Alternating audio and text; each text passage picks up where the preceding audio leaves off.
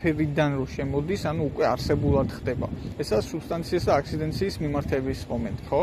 ანუ ეს თვითონ ქრისტიანულია თუ პლატონთან და არისტოტელესთან გვხდება თუ როგორაა საქმე? იქ არის თავარი თავსატეხი, ანუ წყალგამყოფი ქრისტიანობასა და ნეოპლატონიზმის შორის, იმიტომ რომ ეს სუბსტანცია აქციდენციის მიმართების საკითხი არის ესეთი რამ, რომ სამყარო აუცილებლობით იქნება თუ თავისუფალი ნების შედეგად მიღებული პროდუქტია. ეგ მომენტია რა. ანუ ეს სუბსტანცია და აქციდენცია სქოლასტიკური ტერმინებია? თუ მანამდე არისტოტელეს ჰქონდა დაუშვი. არისტოტელეს ჰქონდა მანამდე, მაგრამ სქოლასტიკაში იზეინა. ანუ შინაარსობრივად უფრო გავრცელდა და ქრისტიანულ კრეაციონიზმს, ასე ვთქვათ, დაუკავშირდა, ხო ეგ? ანუ ის რომ ერთი თავისუფალი ნებით ქმნის სამყაროს, ის რომ არ არის თავშად ემანსიპირებული, ანუ ემანაცია არა სამყაროს შედეგი არ არის ემანაციის შედეგი. ეს არის თავისუფალი ნებელობით გამოწვეული. ეს სუბსტანცია და აქციდენცია დაუკავშირდა ამას, ხო? რაღაცა იცი, რო არა სუბსტანცია, მივიღებით აქციდენციას. კაუზალობის პრინციპი რა. თვითმიზეზი ვინ არის? თავად საგანია თვითმიზეზი თავის თავს წარმოქმნის თუ რაღაცა ძალამ უნდა აამოძრავოს ან წარმოქმნას ან მოიყვანოს არსებობაში ეს მიმართება სუბსტანციას. ანუ თავისთავად არაფერი არ იქნება. ანუ არაფრიდან ისევ არაფერი იქნება. ანუ რა არაფერი ხო უნდა არსებობაში ამ შემოიყვანა. ხო, მაგი საკითხი. საკითხი.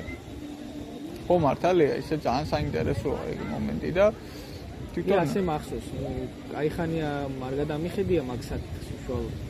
სხვა რამეებით ვიყავი და აი მაგალითად ავიღოთ ხორბალი, ხო? ხორბალი, პატარა ხორბალი, მარცვალი. რო აი ჩააგდებით მიწაში, ამოდის იზრდება, ესე ვთქვათ, დიდი, ესე ვთქვათ, ესეთი მცენარე, ხო? ამოდის ბალახი ხდება, ხო? აი იდეა ბალახისა, ანუ ის როდესაც თავიდან ის მცენარეს ხედავ და იღებ, ხო? ანუ ჩვეულებრივ რამეა, ანუ ბალახის იდეა საიდანაა, ხო? ანუ კოდირებულია ეს იდეა, ანუ ყველაფერშია ეს იდეა გამოდის. ანუ სამყარო რო არის, როგორიც არის, რო ცოცხლობს, ხო? ანუ იდეა არის და ამ იდეას ექვემდებარება. და ეს იდეა არის ღვთაებრივი, ასე გამოდის. მაგ უკვე არის ონტოლოგიური არგუმენტი. ონტოლოგიური არგუმენტი. ეს სუბსტანცია აქციდენციის საკითხი იყო კოსმოლოგიური ვარიანტი იყო რა. მიზეზ, ანუ პირველ მიზეზთან დაკავშირებული. და რაც შეეხება მას ხია იდეის არსებობას ადამიანში, ეს უკვე თავისთავად არსებობს ეს იდეა. თუ ვითი არის განპირობებული, რო არსებობს ეს იდეა. მაშინ არ უნდა არსებული, ხო? მაგალითად, იგივე რომ ავიღოთ უმაღლესი აბსოლუტური სამართლის იდეა. ადამიანში განპირობებული, ანუ თავისთავად არსებობს თუ ანუ წარმოსახვის პროდუქტია. თუ ეს თავისთავადია არის შთათესილი, ასე რომ ვთქვათ, ივან დამასკელის ტერმინით რო გამოვიყენოთ, რომ ღმერთის იდეა ჩვენში არის შთათესილი, ბუნებით გვაქვს ეს მოცემულობა ჩვენში. მაშინ ამით მტკიცდება ღმერთის არსებობა. ეს არის ონტოლოგიური არგუმენტი, რომ ღმერთის შესახებ ცოდნა არსებობს ოდითგანვე ყველა ადამიანში. ეგ ხო არა ის, ანუ აქ შეიძლება გავიდეთ იმას, რა ქვია, დეკარტესთან, ხო, თანშობილი იდეა. ღმერთის იდეა როგორც თანშობილი იდეა. ანუ დეკარტეს ინსპირირება, ანუ ღმერთის იდეას გარედან ვერ გამოვიყვანთ, ისევე როგორც მარადიულობის იდეას, ანუ საგნიდან ღმერთის იდეას ვერ გამოვიყვანთ. აი მაინც როგორ?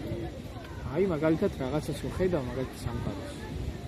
მას უნდა ქონდეს საფუძველი, დასაბამს საიდან იღებს. სამყაროს დაგურებით ღმერთი შეიმეცნება, ასე რომ ვთქვა და ღმერთამდე მიდიხარ. ეს დიალექტიკის გზით ფილოსოფიაში, მაგრამ ეს სხვა ვარიანტია, უკვე ეს არის კოსმოლოგიური არგუმენტი. ჩვენ საუბრობთ ახლა ონტოლოგიებზე გადავიდეთ. თავიდან დავიწყეთ. ანუ რაღაცა, ანუ ძალის, ანუ მიზეზის განსაზღვრა შეიძლება პირველი მიზეზი დავარქვათ ამას არისტოტელე როგორც არის იძახის ხო ამბობს პირველი მიზეზი, მაგრამ თვითონ ღმერთის შესახებ წარმოდგენა, ანუ რაღაცა სახის წარმოდგენა, რაღაცა სახის ხედვა, ეს თანშობილი იდეა ხო არა? თუ ეს კიდე სხვა რამეა. ეს იოანე დამასკელის თანახმად ესეა. რომ ბუნებითად არის ჩვენ შთათესილი, ასე რომ ვთქვათ, ღმერთის შესახებ ცოდნა. ხო, ანუ თვითონ სინდისის ფენომენიც, აი მაგალითად მე რა მამარდაშვილი რას ამბობდა, იცი შენ ხო ამბობდი რომ გარე საგნებში თავისთავადი მიზეზი ხო არა აქვს გარე საგნებს, არა?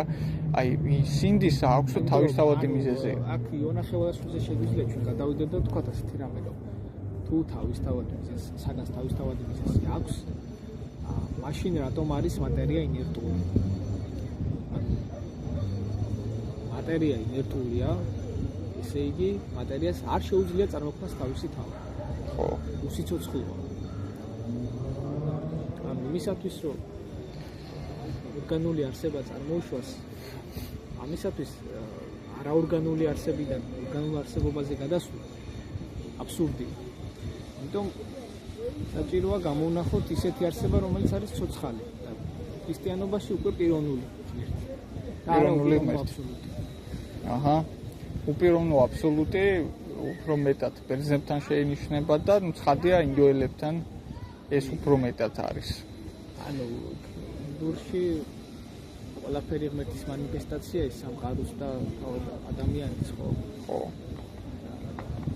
სხვანაირად არის მაგალითად ყველაფერი არის ილუზია და ბრაჰმას ანუ პირველ საწყისი სიზმარი. არსებობა თვითონ არის შეცდომა, ანუ ყველაზე საინტერესო მომენტი, როცა ქრისტიანობას და ინდუიზმს ვადარებთ ერთმანეთთან, ყველაზე საინტერესო არის ის, რომ თუ ქრისტიანობაში ითვლება, რომ ყველაფერი დაიწყო იქიდან, რომ ღმერთმა შექმნა სამყარო, ანუ არსებობაში მოიყვანა და მთელი სიცოცხლის სიყვარული ქრისტიანობაში ამაშია, ინდუიზმური თვალსაზრისით არსებობაში შემოყვანა იყო შეცდომა. იმიტომ ესაა სწორედ ბრაჰმას სიზმარი. და ბრაჰმას გამოღვიძება იმაში, რომ არსებობა როგორც არსებობა აღარ იყოს. ანუ არსებობა ამ გაღვიძების შედა ეს არსებობა რაც რეალურია, ხო, ქრისტიანულ თვალსაზრისით, ინდუისტური თვალსაზრისით ხო სიზმარია. გამოღვიძება ქრისტიანულ გაგებით უკვე უკავშირდება მერვე დღეს. აჰა. ხო და მანამდე თემარემ მდგომარეობაში იმყოფება რა, თავადი ბრაჰმანი. არა, ეგ ახლა ბრაჰმანი, ანუ მერვე დღეს უკავშირდება ქრისტიანობაში გასაგები, ანუ თვითონ არსებობა კი არ მთავრდება, ანუ არსებობა გარდაიქმნება თაებრივი თვალსაზრისით, ანუ გაღვთობა ადამიანისა დაიწყო და საბოლოო ჯამში მატერიის ლეგიტიმაცია მოხდა ქრისტიანობაში და თვითონ მატერიაში 64 არის მატერიაში გამოსახული, ხო? ღვთისმშობელი სწორედ თავისი ადამიანური სხეულით შედის 64-ში და თავად იესო ქრისტეც. და მერვე დღეს სწორედ ამაშია, რომ ჩვენ განვაახლდებით სხეულებრივი და განაახლდება სამყაროც. ბატონთან ერთად ბოროტების წყაროა მიჩნეული. ხო. ქრისტიანობაში ისე არ არის. იმიტომ რომ ქრისტიანობაში მატერია თავარი იმისათვის, რომ ადამიანი იყოს ადამიანის. თუ განაცალკეო მატერია და სულის კატეგორია. ხო. ეს უკვე ანუ ეს უკვე დარღვევა იქნება როგორც ასეთი ადამიანურობის. ადამიანი ქმნის სულისა და ხორცის ერთად. ხო, ანუ ადამიანი საკუთარი მატერიით არის სამყაროს ნაწილი და ერთმა შესაქმნის და პირველ გავიწყდება რომ სამყარო რა ხან დაცემულია. მატერიაც დაცემულია იმისათვის ბუნებაც, ანუ ადამიანური ბუნებაც. მატერია არ მივიჩნეოთ ასე რომ ვთქვათ ბუროტების საწესად ჩვენ უნდა ვწამდეს მატერიის გარდაქმნა როგორ თქვა, სულიერ ფენომენთან, სულიერი სხეული მოწარმოება. აჰა. ახალი სხეული, რომელიც ქრისტეს სხეულია და რომელიც ყველა ჩვენთაგანში არის, ვინც არის მასთან მაზიარებელი. კი ბატონო. გარდაიქმნება ეს ყველაფერი შეიძლება. და ეს ბუნება ჩვენი დაცემული დროებითი მომენტი და ამის რწმენა არის მთავარი პრინციპი იმისა, რომ აიხსნას სამყაროს დაცემულობა. აიხსნას თან რომ ბოროტება გამოდის ყველაფერი. თუ ასეთი ესაა მოცემულობა და მატერიას წნადი და მსრაფ წარმავალია, მაშინ სულის კატეგორიაში და სული ყოფილა მთავარი. ხო. მაშინ მივდივართ იმასთან, რა ქვია, პლატონიზმთან და საზოგადო ქრისტიანულ ერესთან, რომელსაც ქვია მანიქეიზმი და მანიქეური გნოსტიკური გამოვლინებები. ხო, ნუ ახლა რომელიცშიც ნეტარი ავგუსტინე იყო გახსენებდა შემდგომ ნეტარი ავგუსტინემ დაუბრუნდა ქრისტიანობას და ამის შესახებ კი წერდა და კი ვიცით ასე თუ ისე. ბოლოს მინდა ვთქვა ერთი შეკითხვით გადმოვიდე, რომ ანუ ჩვენ ჩამოთვალეთ, ანუ რამდენი სახის არგუმენტი არსებობს ღმერთის არსებობის დამადასტურებელი არგუმენტებზეა საუბარი. რამდენი სახის? ერთი ვთქვით, რომ არის კოსმოლოგიური, მეორე ონტოლოგიური, შემდეგ შეიძლება კიდევ მესამე დავამატოთ ტელეოლოგიური არგუმენტი. სამყაროს რომელიც გამოიყენება სამყაროს მიზანშეწონებულად, ასე ვთქვათ.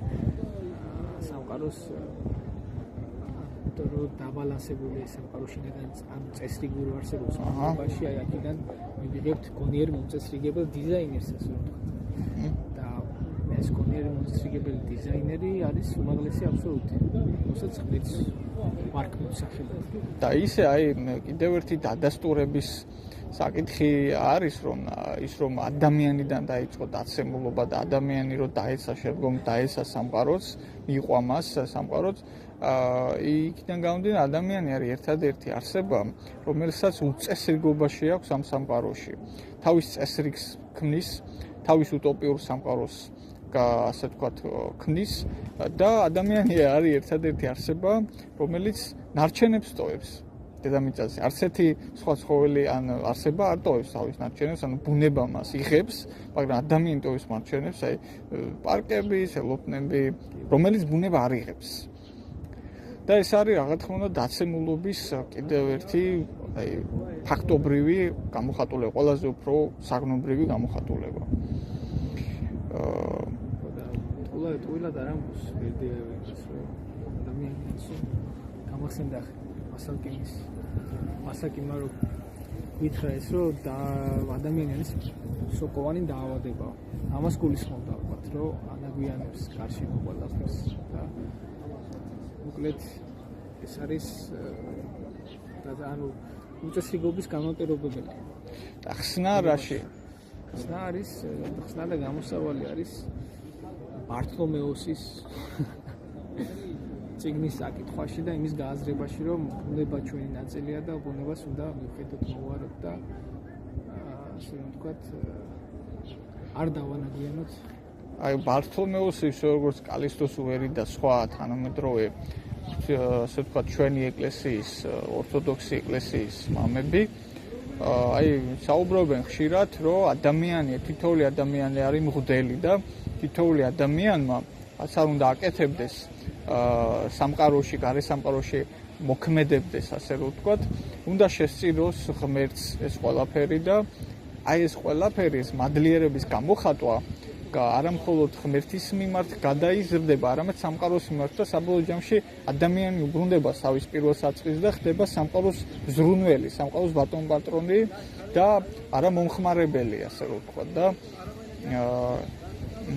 საბოლოო ჯამში ეს ქრისტიანული სულიერებაა და ჩვენ ვისურვოთ, რომ ეს სულიერება დაინერგოს საზოგადოდ, რადგან ესაა გამოსავალი პრაქტიკული გამოსავალი არის ეს, რაც ამ შემთხვევაში ბართლომეოსის წიგნში მართლმადიდებლობა მესამე ათასწლეულში გამოიხატა.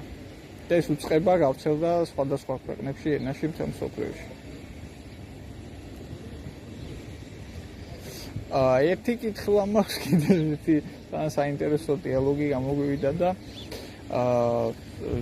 თვითონ აი შენ რაც ვთქვი, კოსმოლოგიური, ონტოლოგიური და ასე შემდეგ, აი კანტი უპირისპირდებოდა აი ამ სქოლასტიკურ არგუმენტაციას ღმერთის არსებობის დასტურობის შესახებ, მაგრამ ამბობენ, რომ თვითონ ამ დაპირისპირებაში თვითონ ქმნის მეხუთე არგუმენტს.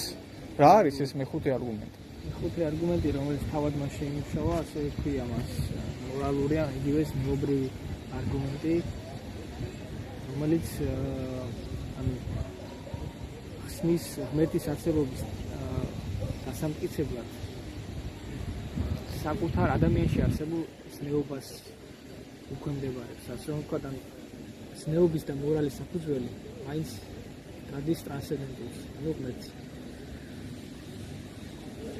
ეს არგუმენტია რა, ახლა მე ძალიან მოკლედ ვთქვი, მაგრამ ამას აყალიბებს თავის წმინდა გონების კრიტიკაში იგივე და პრაქტიკული გონების კრიტიკაშიც ეს არგუმენტები ჩვენ